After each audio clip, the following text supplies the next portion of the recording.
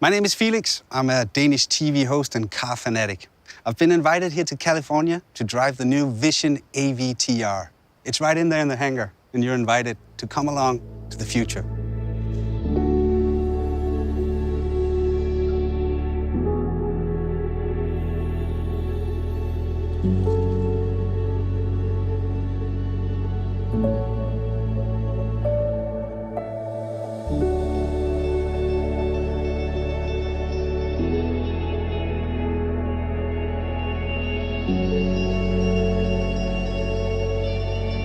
This must be the control unit. I have 1,000 questions now. So maybe it's time to bring in the designers. Well, I'm here with Gordon Wagner, Chief Head of Design at Daimler. Was that correct? Chief Design Officer. That was almost correct.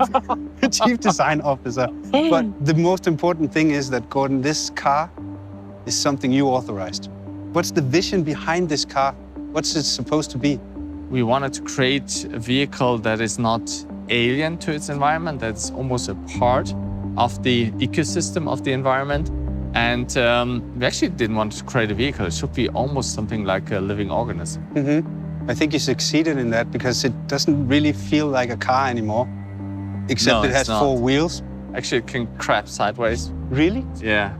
Like Why? 30 degrees sideways. Because we didn't want to have conventional wheels. These wheels, they look more like an animal paw, like soft and gentle. When you look at this car, what is it that you see as a designer? First of all, I think it looks very futuristic thanks to that super futuristic proportion. We wanted to create something that is very efficient looking, something that is almost like bio-design in harmony with nature. So it goes very gentle through the wind. From the materials, there's a lot of recycled materials. We have the dynamic car, which is fully recycled. We have this Karoon wood, which is fast-growing rattan, very sustainable. We have all these fabrics, this ocean waste plastic. Mm-hmm. So from the material side, yeah, this is completely sustainable. And of course, our vision is the 100% sustainable car, and that car should embody this. Should we sit inside? Yeah, let's do that. You want to go on the other side? Yeah, sure. So actually the first moment is that wake-up moment when you enter the car and the car wakes up. So you see all these light strips, they come alive, and then you start that merge moment, and we connect with this merge device here. And of course, you can steer the car forward, backward, left and right, and then when you want to crab sideways, you tilt that. So there's a sensor in there as well? Yeah, and actually if you see it, it goes up and down like the car is breathing, and then it boots up and you see the screen. And now we are actually flying through the world of Pandora. And this is so cool about this project, as we are stepping even out of the car industry and go into a different industry or merge it with a different industry. In this case, entertainment, one of the biggest entertainment companies.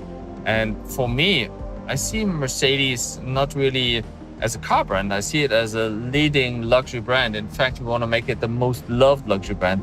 And projects like that with corporations from other fields bring us so much more inspiration that we can elevate what we do to a different level. Can we drive? Let's go and drive. Let's take it out for a spin. And you haven't driven it before. It's No. your first time as well. Whoa. So let's move it slightly forward, okay? We are rolling. Yeah, but steering wheels are so last year.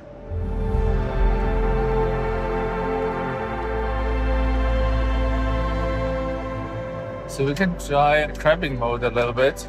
Whoa! So now the cool thing is, the co-driver can take over. So you have it, just try it.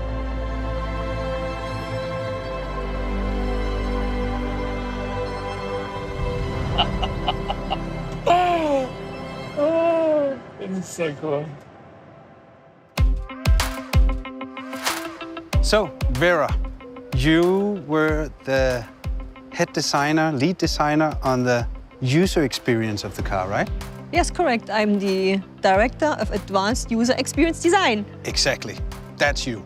So when I saw it the first time I saw it, and I went over to it, and I had this feeling that it was trying to communicate with me, with the flaps and the lights and all. So that was your department? Correct. So everything what you see and hear, we did. So when I get into my 2020 Mercedes, there's a lot of linguatronic. You can talk with the car. Yes. This one, you don't talk with it. No, here we don't talk with it. Yes, it's imagine once you talk with a car, it's more issue and command. We want to reduce this idea and say, hey, this element is more like a skin of ourselves, like a digital membrane of ourselves, which influence us and can provide us an amplify experience to our outside world. We have a more dialogue-based system, and of course, machine learning already can do a lot of things, but we are trying to really that this living organism is starting approaching the human, and not we as a human approaching the machine, which is very different. Should we go inside? Yes, let's do it. You want to sit in the... Which way? I don't care. Both is fine. We can steer the car from both sides. True. I'll take the other one. Cool. You go in there.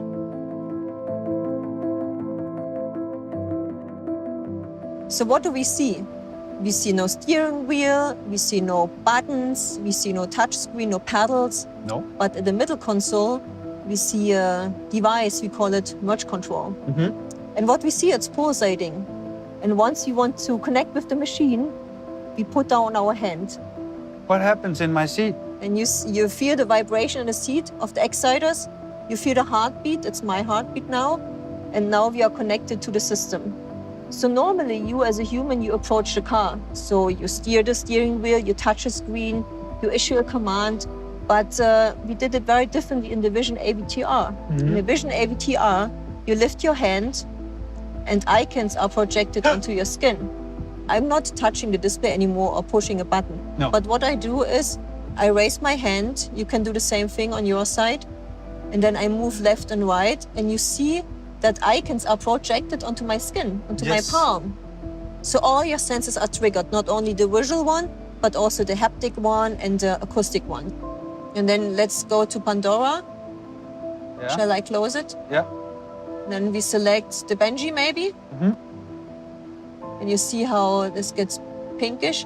And now you look through the eyes of this Benji, you feel the heartbeat, and you see what the Benji would see. In this sense, this experience that the car is really starting approaching you with the interface is very new and unique, and it hasn't been done before. Yeah, and then, at the same time, make it look as luxury as this is. This is the future of luxury. I think you see how the interior design and the UX design here come together as a one whole art piece almost. When you as a department think of stuff like this, then of course everything you think of isn't possible. So you have to have a meeting with somebody in a technical department that actually tells you whether this is possible or not. Our engineers are very creative people, very knowledgeable, and only as a collaborative team, designers and the engineers, we can come up with these really functional prototypes. And it's very important. It's functional. It's not faked. It's really working. I don't quite understand all of it, but you did a good job. That's great. Well, ladies and gentlemen, I'm here with Alex Dang. He's a designer at Mercedes-Benz, and he's actually the one who drew the lines for the Vision AVTR. Hi, Alex. Hi. So can you start by telling us how does a vision like this begins? It was an internal competition where everyone can show their vision, how they see the car could look like. And right from the beginning, we were all sitting together and watching the movie, basically in the cinema. And while watching the movie, I did some scribbles and was thinking about how can I implement some shapes from the movie into the car. And then you actually won the competition? Yes, it was a long process. Internally, it's a competition, but in the end, it's like a team effort because you get some ideas and the other one gets some ideas and the designs keep getting better.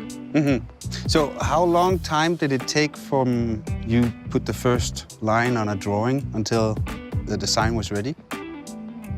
It was like 2 years, I would say. Was it difficult for you? Sometimes it comes natural and then sometimes it's a struggle. But you have to deal with it and trust the process in a way. Because in the end, there will be something cool coming out. If you feel too comfortable, then you're too much in your comfort zone, I would say. And creativity is, I think, about getting out of the comfort zone, which doesn't always feel nice, but then you can create something new, something stunning. Push the limits. Push to the limits, exactly. So you came up with the idea for the wheels? Yes, because I watched the movie and I saw the wood sprites and I thought, why not trying to implement those into our vision? What was the biggest challenge for you on the design of this car?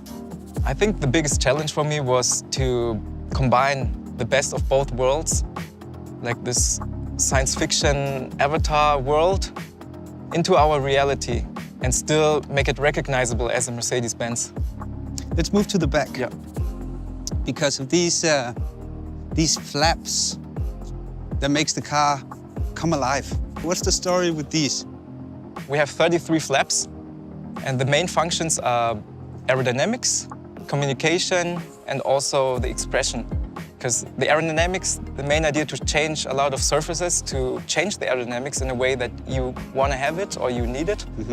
And the second is the communication aspect. You're sitting in the car, driving it. You can show, the first time, you can show your intentions to the outside, whether you're accelerating, you're braking, or you turn. Yeah. So everything will be manifested to the outside through the omnidirectional flaps. And the third is, because it's an artificial intelligence, it's like a living object, it also has emotions that can be expressed to the outside through the motion design. What do you think it drives like? I think it would drive like something that you've never been experiencing before.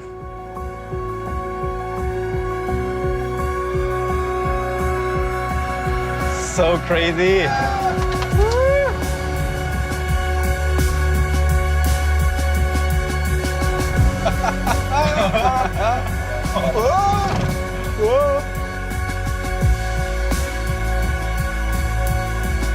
I can imagine waking up in my bed now like, oh, what's just a dream.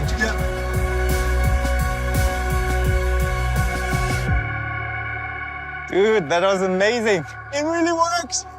You drove your own car. That was nice.